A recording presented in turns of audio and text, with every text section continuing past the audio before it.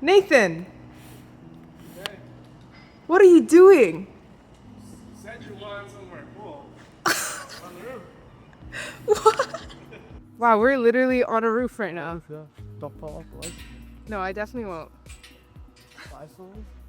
This is great. What's something they don't know about you? I'm Nathan. I'm 25. I'm actually from LA. Like, grew up here, born and raised. Like, I dropped out of high school. I still don't have my high school diploma by choice, but I'm a creative director and videographer. Nathan, what's the boldest thing about you?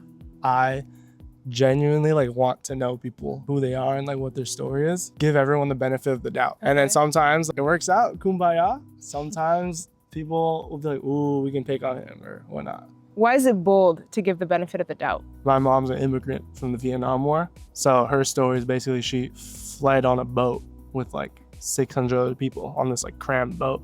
So it's all these families are crammed in a boat. You're sleeping where you're pooping or defecating. So it's really inhumane living conditions. People get sick and die, or they get depressed. And my mom's saying people jumped off the boat and stuff. Wow. So it's when you hear that story and then you meet my mom and you see who she is as a person, the light she carries, you wouldn't think that off rip, until you get to meet her. Knowing that story, then I'm there's more to the picture, of why things lead up. You dropped out of high school. What was the hardest part about that choice? I was a good student. I was taking all the APs, extracurricular college classes in the summer, ready to be a STEM engineering major.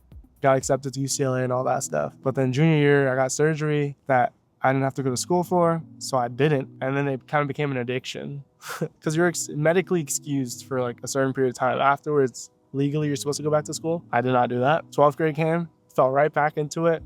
And this time, the school administrators came in. They're like, hey, this is illegal. You can't do this. This is your last warning. We got to kick you out. Wow. They kicked me out, and then I dropped out fully. It was an easy choice for me. The hard part was convincing my parents, because they hated that. Mind you, I dropped out. I didn't have a plan. I didn't have a job or anything. I just What kind of reactions were you getting? And how did that make you feel? anytime I'd come in, everyone would start clapping. So they were all negatively supporting me. Who I will say, give credit to, is when I dropped out of my main high school, Venice High, when they kicked me out, I went to my home school. They gave me a counselor. That was cool. But they didn't judge me for, oh, he was doing drugs or anything. They thought oh, there's some deep-rooted school or family problem, but there wasn't. But that was cool. Have you felt that weight on your shoulders walking around feeling maybe not necessarily qualified according to society standards? I have a lot of friends that got a camera when they were a kid and made videos and want to be a director now. I didn't do that. I just fell into it. So because of that, I definitely had a lot of imposter syndrome of I really just met the right person and got lucky. Because when I met you, you were working with Yes Theory. How did that happen? When I dropped out, I had time on my hands. And at that time, I watched Yes Theory. And they posted on, I think it was Instagram. They're oh, we're having a meetup in Venice if you want to come. If I was going to school regularly, I could not make that because I was in school, second period. And basically I went, met some people there. There are some now, my friends, still we keep in touch. And then I met Amar, one of the founders, met and instantly clicked. Long story short, he was just oh, I love your story. Let me get your number. Let me get your number. Anytime we need help, I'll text you. Gave him my number. Sure enough, he hit me up and I would help them with 20 boxes. If you just break them all down, organize them, recycle the boxes, it'll be $200, something like that. And then eventually just became more frequent. The jobs got more important. And eventually to hold this camera and just stand still, don't move. So I went from that to holding the camera, and then eventually they got a new office. I helped them build their office, and then they eventually were we like your work ethic, everyone loves you, we'd like to buy you out of your current job and hire you. And that's how I joined Yes Theory. What do you think is the one skill that helped you grow into that role?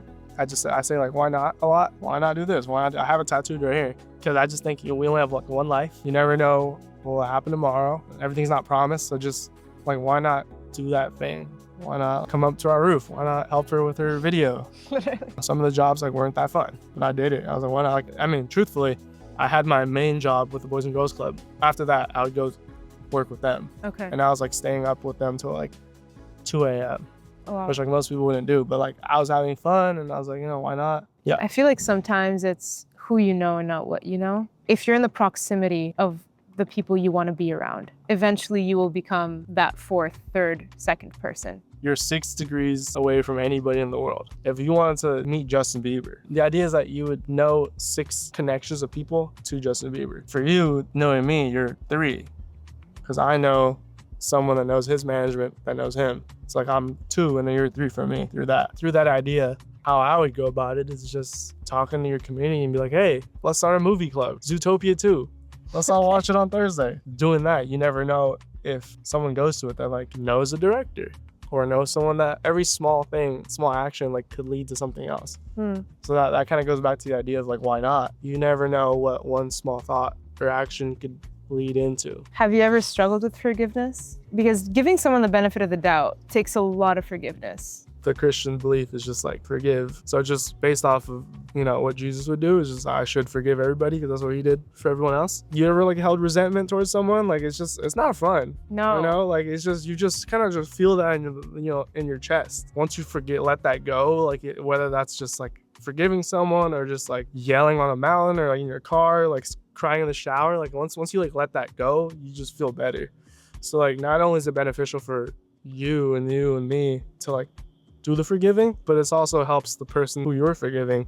They might not change, but the seed was planted that they're like, oh, I was forgiven. Maybe there is hope. I feel like this would have been something super important for you when you dropped out of high school.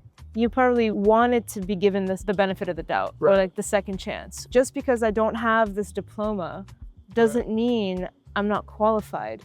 Doesn't mean I'm not here to learn. Doesn't mean that I'm not able to serve. And I think that perhaps for you, you wanted that, and that's why you give it so much. Definitely. Like, for example, Amar, who introduced me yesterday, like I fully told him that I dropped out of high school. He gave me that benefit of the doubt and that second chance of like, just because he doesn't have his diploma, doesn't mean he's not qualified. So that's just an example of something I received that then it impacts like the way I think, that like then I'll express that to other people. For sure. You know? But it's amazing because this is what you do when you are able to give people the benefit of the doubt or give them a second chance. It allows them to step into a better version of themselves. What would you tell your like 18-year-old self looking back? You got one life, you got one chance to do whatever you want with it. Tomorrow, it's not promised. You don't know, World War III might start. You only have one life, so you might as well live it. So why not just do the thing that you're thinking about? It's better you just live it fully than live it and then regret it. This is Dave 51 out of 100 Bold. I appreciate you. Nathan appreciates you. I appreciate And I'll see you tomorrow at 7 a.m. And remember, to act bold, you need to be bold. Be a kid again.